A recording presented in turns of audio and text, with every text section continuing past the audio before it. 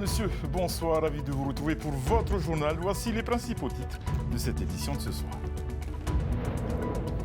Malgré les violentes attaques de chiens, pourquoi la divagation canine est-elle toujours aussi répandue et pourquoi les propriétaires peu scrupuleux ne sont pas inquiétés? Nous avons interrogé les spécialistes sur cet enjeu de sécurité publique. C'est la une de ce journal. Nous ferons ensuite une escale à Maupiti, où le conseil municipal tente de sauver le savoir ancestral de la pêche au caillou. Une tradition qui fait son grand retour après 10 ans d'absence. Et pour cela, nous recevons Willingston Rofoure, le maire de Maupiti. Comme chaque dimanche, notre portrait de jeune Polynésien à l'étranger, celui de Phililine Amaru, stagiaire greffière au ministère de la Justice. Du sport, enfin, en deuxième partie du journal. MMA, basketball, handball ou encore athlétisme. On s'arrêtera surtout sur la nuit des trails à Montréal avec le Xterra 2024 qui prévoit le premier ultra trail de nuit. Au programme, un vaste dispositif d'éclairage et de sécurité. Nous en parlerons avec Jean-Michel Monod, le président de l'association VSPXO.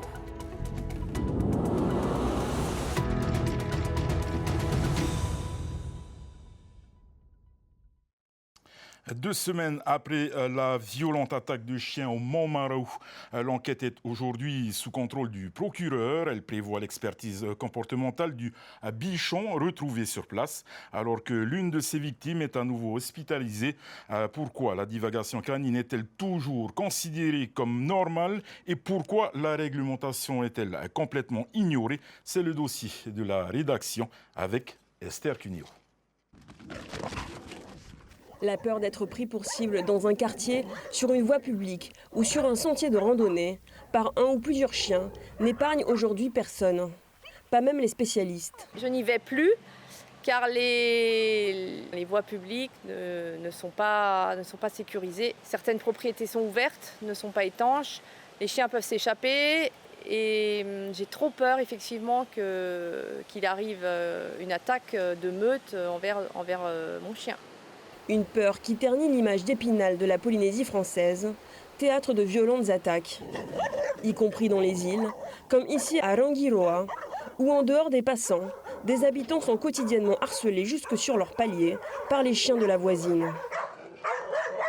Si les victimes et les dépôts de plaintes se multiplient, la divagation canine, elle, poursuit son œuvre. C'est le constat que fait Maître Jourdain, l'avocat de l'une des victimes du Montmarault. On peut se poser la question des mesures qui sont prises à titre de prévention. Voyez-vous, le problème d'un chien qui mord, c'est plus un problème à rechercher auprès du propriétaire gardien de l'animal pour éviter justement que ce chien ait pu commettre cette agression.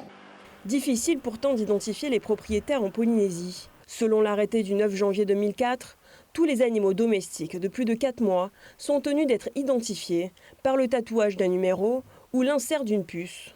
Mais rares sont les propriétaires qui le font. Que l'on vous donne un chien, on vous le cède gratuitement, qu'on vous le vende, etc., il est obligatoire d'identifier son chien. C'est comme en métropole, le numéro de sécurité sociale, un chien doit être pucé, doit être identifié, il a son numéro.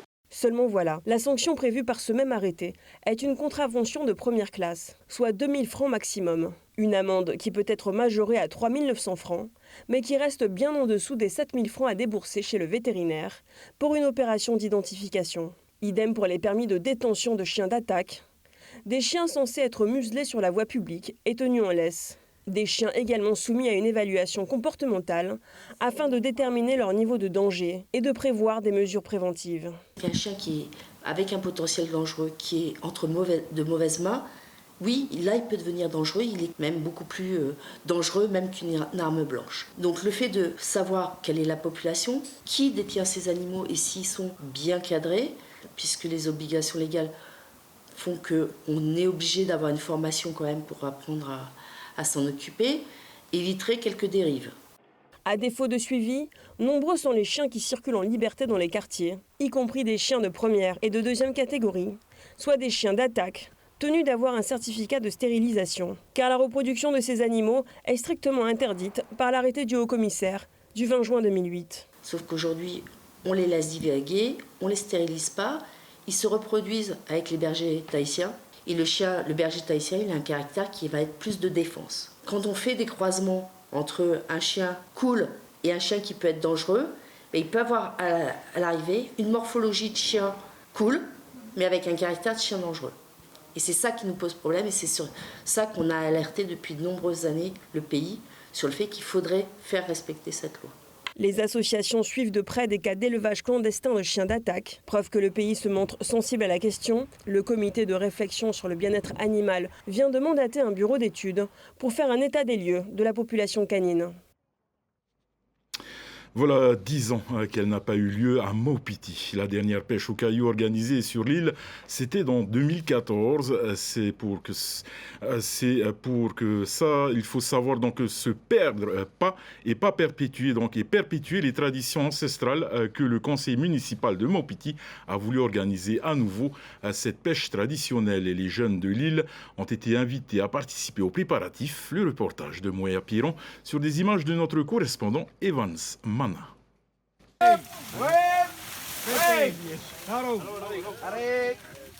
C'est une technique ancestrale, très peu pratiquée de nos jours et qui demande beaucoup de préparation. Il faut sculpter les pierres qui seront utilisées pour effrayer les poissons et les diriger vers le filet en palme de cocotier, le rau. La préparation du rau commence par la récolte de l'écorce de l'Hibiscus tilaceus, plus communément appelée pourau. Les plus expérimentés montrent à la nouvelle génération comment choisir soigneusement les branches à couper. Le moré doit être assez large et long de 3 à 4 mètres pour attacher solidement les palmes de cocotier. Pour retirer le moré, cette écorce fibreuse du pourau, il y a une technique bien particulière. Pour qu'elle soit souple lorsqu'elle est utilisée pour attacher les palmes de cocotier. Et pour qu'elle soit souple, il ne faut pas la retirer n'importe comment. Nous avons des personnes qui vont s'occuper de ça et vous dire si vous faites une erreur et si vous devez recommencer. Le choix des palmes de cocotier a aussi son importance. Et pour trouver les meilleures, il faut aller à la source. Il faut bien choisir les palmes de cocotier. Elles doivent être longues pour que le filet soit assez long lorsqu'on le tresse. Il faut 7 palmes de cocotier pour un filet suffisamment épais qui retienne le poisson. Et pour qu'il soit plus facile à tresser, plus souple, la nervure centrale doit être retirée. L'objectif, en tresser suffisamment pour que le rau fasse près d'1 kilomètre. L'autre point important de cette pêche, les pierres. Selon la profondeur du lagon, elles sont de taille et de poids différents. Cette pierre est la première, c'est la plus grosse. On l'appelle la pierre Out of Ayatehitu. Elle est faite pour aller en profondeur, pour troubler l'eau.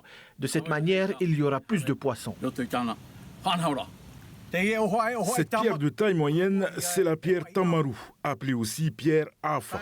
Quand l'eau est moins profonde, c'est elle qui est utilisée pour rabattre les poissons vers le filet.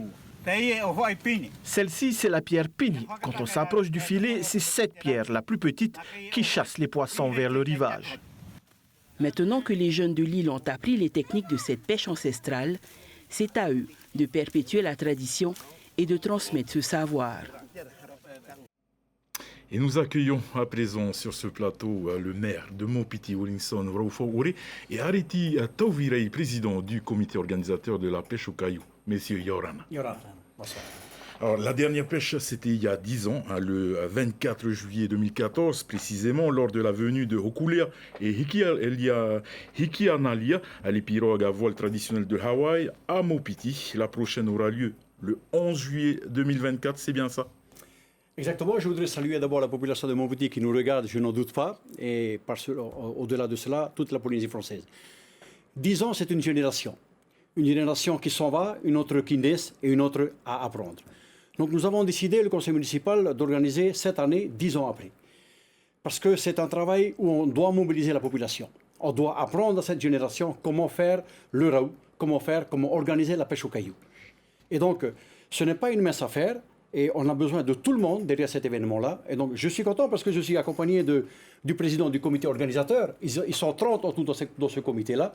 Nous avons effectué plusieurs réunions depuis l'année dernière. Et petit à petit, nous allons atteindre notre objectif, c'est-à-dire organiser comme il faut cette pêche au caillou. Justement, vous êtes mis en concertation avec la population également. Exactement. Les premières réunions se sont déroulées l'année dernière. On a besoin de savoir, on a besoin de connaître l'avis de la population. Sans elle, on ne peut rien faire. Mais je sais que dans ce genre d'événement-là, la population sont derrière. Ils sont derrière le conseil municipal via ces personnes âgées que je salue parce que ça vient d'eux, l'apprentissage. Nous sommes là pour apprendre. D'autres générations doivent apprendre aussi. Et donc, je ne doute pas une seule seconde que cet événement-là va être pas la 7e merveille du monde, mais on peut dire quand même oui. Voilà. Tavana, on compte aujourd'hui 1300 habitants, si je ne m'abuse, à Mopiti. À la dernière pêche, il y a eu 500 personnes venues de Tahiti et des îles. Combien de personnes attendez-vous cette fois? Déjà, le Appetite Express est prévu pour venir du 10 au 12 à Mopiti. Donc, au vu de ce bateau-là, il peut transporter 600 passagers. Beaucoup de touristes seront déjà sur place. Donc, on estime à près de 2000 personnes à Mopiti à ce moment-là. Donc, c'est pour ça qu'on veut organiser ça dans les détails. Il faut être minutieux dans cette organisation-là parce que nous souhaitons que ça soit une réussite, que ça perdure dans le temps. Justement, 2000 personnes, ça fait beaucoup de monde. Est-ce que Mopiti peut accueillir autant de gens sur son île? Mopiti a déjà accueilli autant de personnes à l'époque.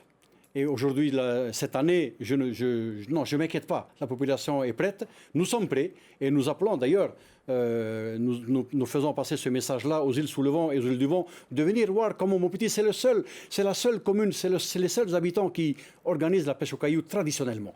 Donc, comme vous pouvez voir, il y a des cailloux, il y a certaines pierres qui sont devant vous. C'est fait exprès. On a besoin de tout ce matériel-là, tous ces cailloux-là, pour que ça soit une bonne pêche au caillou. Vous avez parlé tantôt de la navette pour pouvoir s'y rendre à Maurua, qui est Mopiti, le deuxième nom de Mopiti pour les téléspectateurs. Mais comment il faut s'y rendre autrement, peut-être par avion? Et est-ce qu'il y a de quoi se loger sur place? Oui, nous avons de la chance d'avoir l'avion et le bateau. Avec un petit peu de mobilisation de la part du conseil municipal, du Tavana que je suis, aller à la rencontre des acteurs économiques, des acteurs sur le côté des transports. Bien sûr que c'est un travail de longue haleine, nous avons déjà commencé. Je ne m'inquiète pas, Mopiti est prêt à recevoir tout le monde dans de bonnes conditions, dans la joie et la bonne humeur. Monsieur le maire, merci beaucoup d'avoir répondu à notre invitation. Et encore un grand marourou, Papa Théovaï, d'être venu également accompagner le maire de Mopiti. Le plaisir est pour nous. Merci. Alors nous partons direction l'Hexagone maintenant à la rencontre de Fliline Amarou, une jeune Polynésienne en stage, étudiant greffier au ministère de la Justice, un métier méconnu et pourtant indispensable à son fonctionnement. Julien Panafieux et Wallis Glaise l'ont suivi au ministère de la Justice. Elle n'a pas choisi le métier d'avocat et pourtant c'est bien le droit qui coule dans ses veines. C'est au sein de l'administration centrale du ministère de la Justice que la jeune femme de 27 ans complète actuellement sa formation de greffière. Ici, on gère le portefeuille du ministère. En fait, on gère les contractuels, ce qu'on appelle communément les vacataires dans les tribunaux judiciaires, les apprentis, les services civiques et des recrutements contractuels RTH. Donc ceux qui ont la reconnaissance de la qualité de travailleur handicapé. Après des études de droit à l'université de Lyon, Fliline Amarou s'apprête à passer le concours d'avocat, mais la pandémie vient contrarier ses plans. Elle décide alors de passer le concours d'entrée à l'École nationale des greffes à Dijon. Un succès. Greffier, un métier peu connu et pourtant sans eux, la justice est à l'arrêt. Cette profession, elle est méconnue dans le domaine du droit parce qu'on met beaucoup plus l'accent sur les avocats, les juges, qui pour beaucoup c'est les professions les plus répandues et les plus importantes. Or, un greffier est là pour identifier la procédure sans ce que le greffier prend pendant une audience. Tout ce qui peut être dit n'aura aucune valeur, parce qu'au final, c'est le greffier qui donne tout. La Polynésienne est aussi passionnée de football et s'identifie à l'international français Olivier Giroud. Un parcours étonnant, parsemé d'embûches et de défis. Insubmersible, comme la star du Milan AC. Elle connaît les obstacles, mais pense au but. Fliline a conscience que cette vocation lui offre un panel d'opportunités. En étant greffier, il nous reste encore beaucoup d'opportunités d'évoluer. On peut être greffier principal, on peut être directeur de greffe, on peut être magistrat. Il y a encore beaucoup d'opportunités. C'est pour ça que dans 10 ans, je ne sais pas. Mais en 10 ans, tout peut se passer. La future jeune greffière souhaite profiter des années passées dans l'Hexagone pour gagner encore en expérience avant un éventuel retour au Fénois. Et comme chaque dimanche, Oriano Tefo nous a rejoint donc sur le plateau pour l'essentiel de l'actualité sportive. MMA, basketball, trail, handball et athlétisme, c'est ce qu'on vous propose tout de suite dans notre rubrique.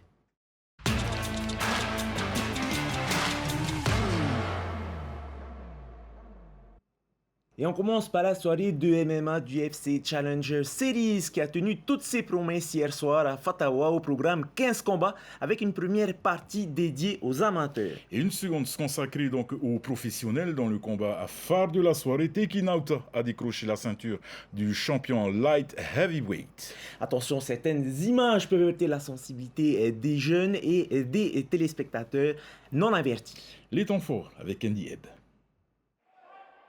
La compétition démarre fort avec les youths venus démontrer leur fort potentiel. Et leurs ambitions ne sont pas des moindres.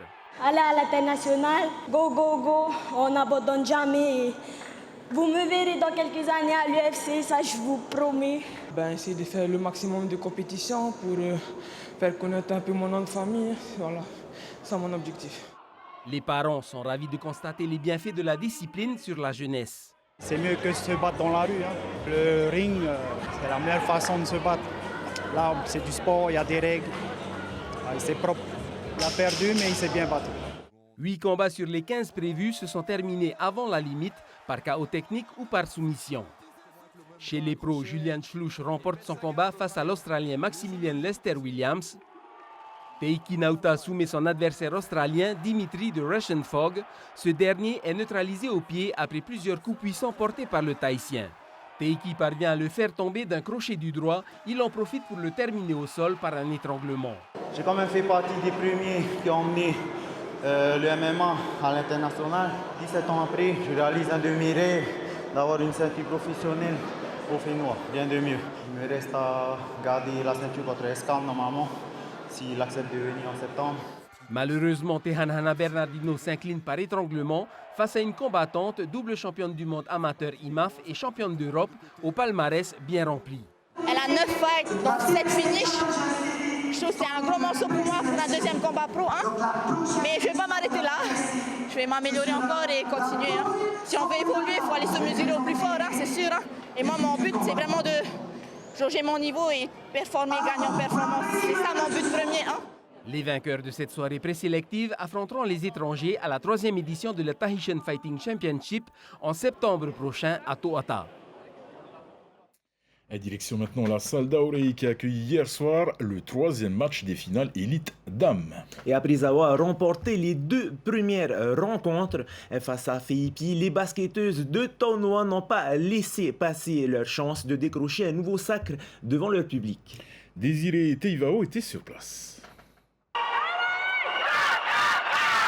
Les championnes ont tenu leur rang. Océane Lefranc et ses partenaires d'Aurei ont tué tout suspense dans ce 3e match dans le 2e carton. Une période terrible pour les basketteuses de Feipi qui ne marquent que 9 points contre 25 pour leur rival de Taunoa. À la pause, Aurei mène 40-19.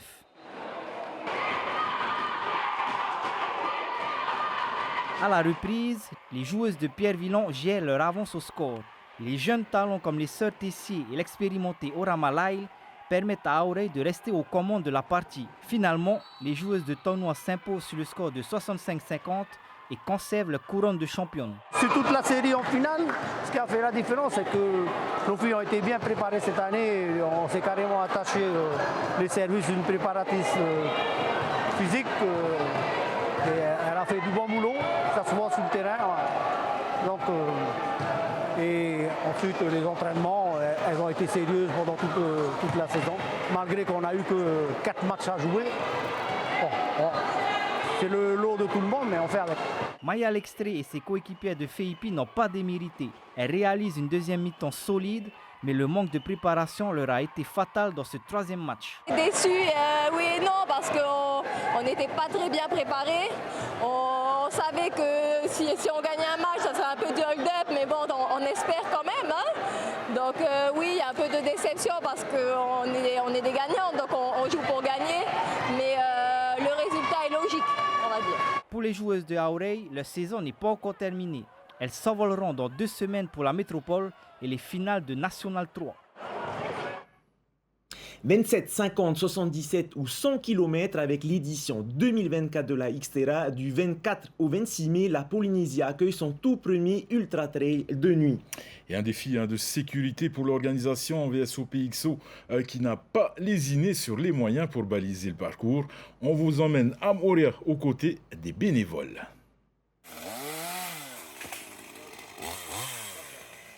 C'est à la tronçonneuse qu'il faut se frayer un passage dans la brousse.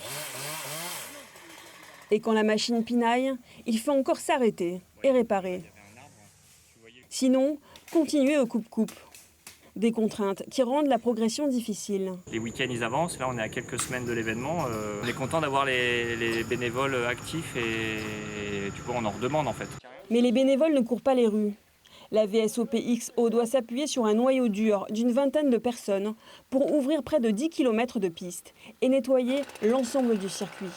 Il y a au moins 30% de pistes que nous créons et que nous nettoyons. Parce que malheureusement, les pistes se referment très vite et donc on est obligé de passer partout sur l'intégralité des 50 km pour vérifier qu'il n'y ait pas de bois, qu'il n'y ait pas de problème. Vice-président de l'organisation, mais aussi pisteur pour le club, Jean-Pierre a fait de nombreux repérages, d'abord sur plan, avant de partir en reconnaissance et définir un tracé moins périlleux pour les coureurs, dont la visibilité sera réduite de nuit.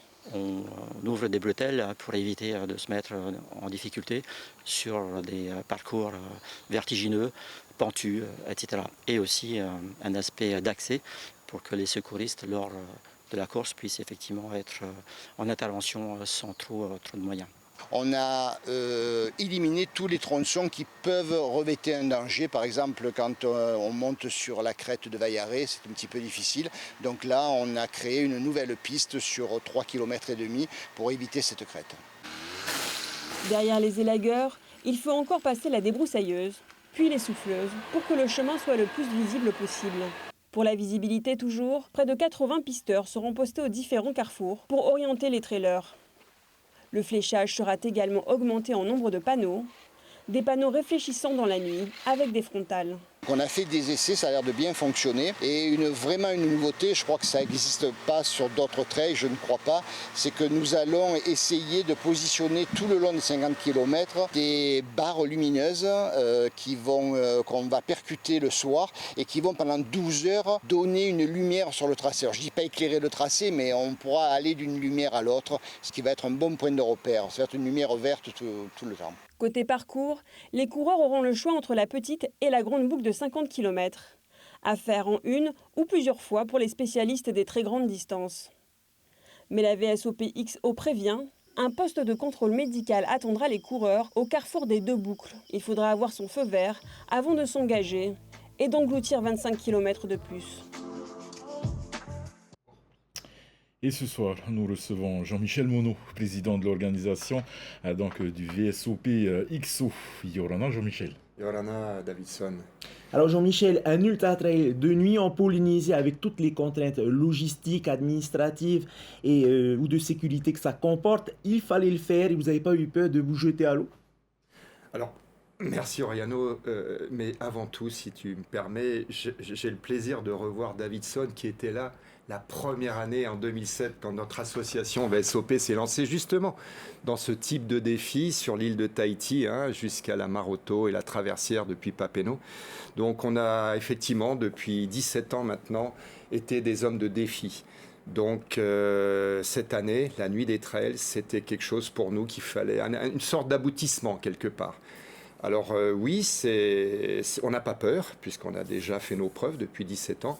Maintenant, ça demande beaucoup d'engagement de notre part pour penser à tout et faire en sorte que les coureurs puissent justement se sentir sécurisés sur cette course qui est difficile et effectivement avec des passages un petit peu délicats. Jean-Michel, on a vu dans le reportage, un superbe reportage d'Esther Cuneo, un travail de fourmi que vos équipes ont mené sur le terrain depuis le début de l'année. Pourtant, vous n'êtes pas très nombreux au sein du VSOP-XO. Oui, effectivement, c'est pas facile d'organiser des courses nature, surtout des trails. Nous avons une végétation et un dénivelé compliqué par rapport à d'autres pays. Je pense à l'île de la Réunion. Ça monte tout de suite et il y a vraiment des forêts très denses avec le burao principalement. Donc chaque année, il faut recommencer à zéro pratiquement. C'est un gros boulot et c'est pas facile, comme tu le dis, de trouver des gens. Néanmoins, les papis traceurs sont là. La base fait entre 60 et 72 ans avec Francis. Donc on est heureux d'avoir ces gens-là qui sont fidèles, qui nous suivent. Et puis il y a effectivement des familles entières de Moorea qui sont derrière nous. Je pense à Landry et sa famille. Voilà, donc on est heureux d'avoir ces 20 personnes parce qu'au moins ça avance. On aura ouvert durant toutes ces années près de 70 km sur l'île de Moorea. Donc une grande fierté et un grand merci à tous ces gens-là. Alors s'appuyer sur du bénévolat pour ce type d'événement de grande envergure, c'est toujours possible aujourd'hui ? Alors oui, Oriano, c'est possible. La preuve, on va réussir notre pari, notre défi. C'est fatigant. C'est fatigant, surtout quand on a un métier à côté. Donc tu parles de bénévolat, c'est du vrai bénévolat. Donc on consacre nos week-ends entiers à ça. Il y a des nouvelles contraintes qui sont liées à la normalisation internationale. Dorénavant, au niveau sécurité, on nous demande des choses très compliquées. C'est usant. C'est usant parce qu'il faut revenir. C'est beaucoup d'administratifs, nous, qui sommes là pour faire rêver les sportifs. On est obligé, quelque part, de faire de l'administratif. Et c'est vrai, je pense, avec toutes ces normes, que dans le futur, il faudra penser à être des sociétés événementielles qui auront les moyens d'avoir des comptables, d'avoir des gens derrière qui pourront faire ce travail administratif et ensuite faire travailler des spécialistes, que ce soit des élagueurs ou des choses comme ça. C'est compliqué de plus en plus d'être association et d'être bénévole dans ces courses particulières. Et si c'était à refaire, vous le referiez, à quoi faut-il s'attendre pour l'année prochaine ? Cette question, Davidson, oui, on referait si c'était à refaire. Ces 17 années ont été pour nous des moments incroyables. J'ai des souvenirs, on a la chance d'avoir fait des films dès le début, et tu en faisais partie. Donc on a 17 années, 34 courses au total, avec des films. Et c'est vrai que j'envisage, puisqu'on peut l'annoncer maintenant officiellement, donc la team, le staff actuel du VSOP, donc on est un petit groupe de 4, 5, 6 personnes et nos femmes.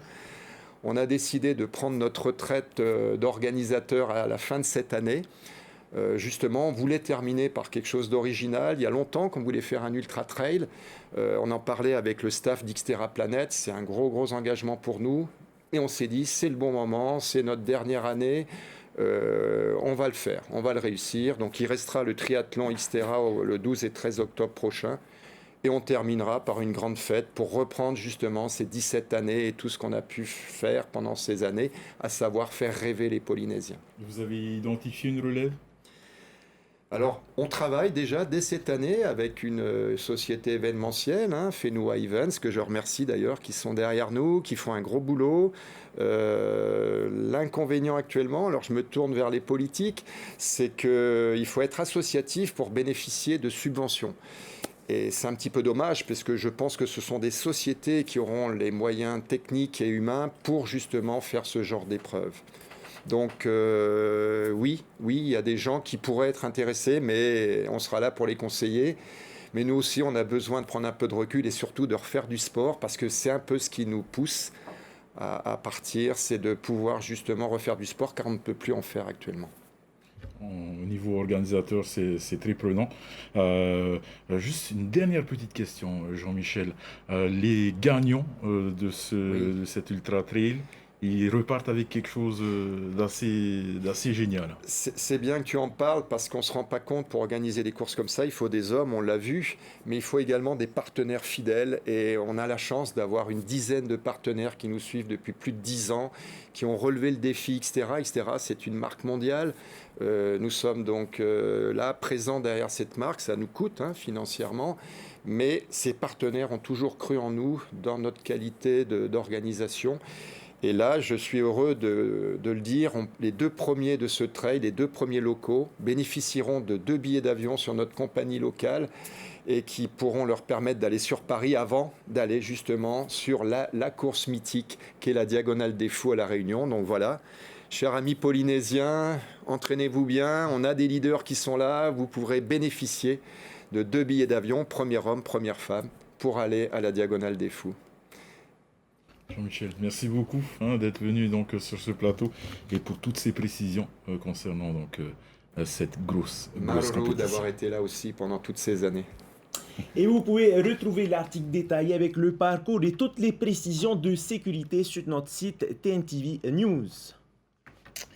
Et donc... Tout de suite, place à la suite de l'actualité sportive en bref et en images.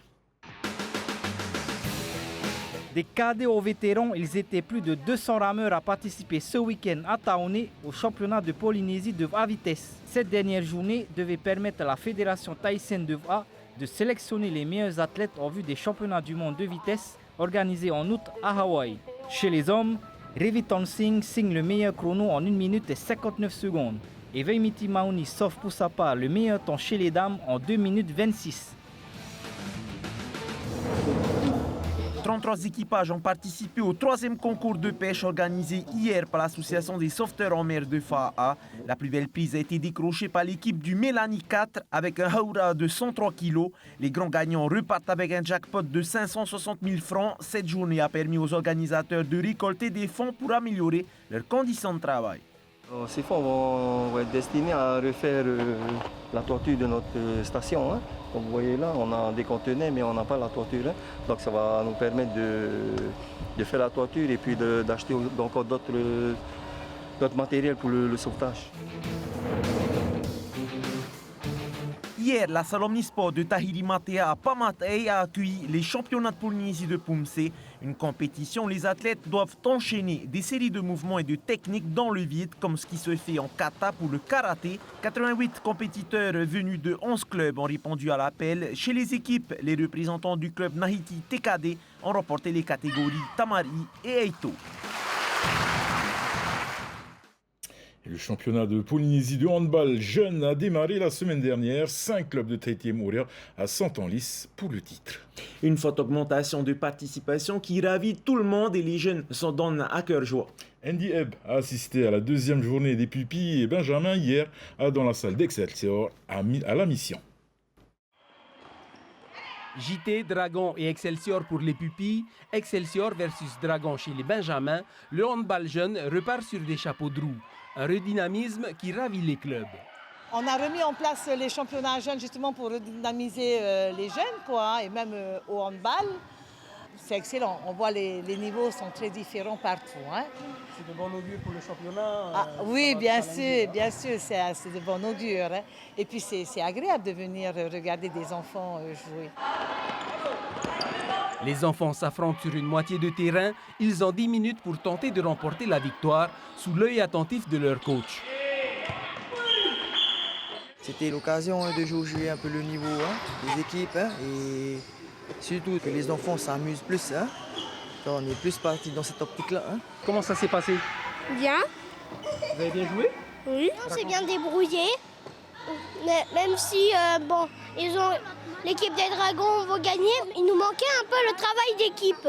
C'était un peu bof, mais la prochaine fois, nous allons faire mieux. Tout est dit, le championnat se poursuivra tous les samedis et se terminera le 8 juin. Week-end prochain, les jeunes vont s'affronter à Afreitu, à Moorea. Et elle incarne l'un des grands espoirs de l'athlétisme polynésien. À 15 ans seulement, Ternavei Pérez compte déjà son palmarès, une médaille d'or aux Jeux du Pacifique de Honiara l'année dernière. Et depuis 4 ans, la spécialiste du saut en hauteur peut compter sur les conseils de Véronique Boyer. Nous avons participé à l'une de leurs séances d'entraînement à Punaru Rencontre. Les pistes d'athlétisme, Ternavei Pérez les connaît depuis son plus jeune âge. Mais c'est le sautoir que la jeune sociétaire de l'AS Stefana veut apprivoiser. Pour progresser, elle peut s'appuyer sur l'expérience d'une figure emblématique de l'athlétisme polynésien, Véronique Boyer, multiple médaillée aux Jeux du Pacifique et aux Championnats de France. L'ambiance c'est bien, on s'entraîne souvent, 5 fois par semaine. Ça, on varie les entraînements en fonction de ce qu'on fait, donc une discipline, ce qu'on recherche aussi à faire donc plus tard. Chez Ternavey, tout de suite on a vu qu'elle avait de grosses qualités. On est parti sur de la multi-activité, mais la hauteur a vite pris le dessus. Et du coup, on a vraiment insisté sur cette discipline, mais elle fait vraiment, on continue quand même en parallèle l'heptathlon, parce que ça peut être une très bonne heptathlonienne aussi aux Jeux du Pacifique, voilà. C'est bien au saut en hauteur que Ternavey s'est illustré en novembre dernier aux îles Salomon. Malgré une préparation difficile, perturbée par ses problèmes de croissance, elle passe une barre à 1,63 m et s'offre sa première médaille d'or aux Jeux du Pacifique. Un exploit qu'elle ne réalise pas complètement. Je pense que je ne me rends pas compte que c'est grand en fait d'être championne du Pacifique. Voilà. En mars, Ternavey enchaîne avec les championnats de Nouvelle-Zélande. En U18, elle s'offre le titre avec à la clé un nouveau record personnel à 1,76 m. J'ai fait une première compétition, donc c'était en U20. Donc, je suis arrivée deuxième avec 1,67 m. Et j'ai fait mon deuxième concours en U18 et du coup je suis arrivée première avec 1,76 m, le nouveau record de Pouilly. Au vu de ses performances, Ternavey sera évidemment attendu lors des Jeux de 2027 organisés au Fénouan. Mais son entraîneur va encore plus loin pour sa protéger. J'espère vraiment qu'elle puisse atteindre les plus hauts sommets et pourquoi pas après aussi équipe de France, voilà. Mais on verra, heptathlon, hauteur, elle est jeune, il faut lui laisser encore 2 ans pour réfléchir à ce qu'elle voudra vraiment faire. Les Oceania, organisés en juin à Fidji, seront une nouvelle occasion pour la jeune athlète de se tester. Elle s'alignera au saut en hauteur et à l'heptathlon. Nous arrivons au terme de notre édition. Programme de ce soir sur votre chaîne Red Sparrow de Francis Lawrence. Puis votre émission Capitale. Demain, c'est Athéna Milcam qui prendra les commandes du journal. Nous vous souhaitons une excellente soirée, une très belle semaine sur Tahitini Télévision. Et comme le veut la tradition, on se quitte sur les plus belles images sportives en musique. Bonne soirée à tous.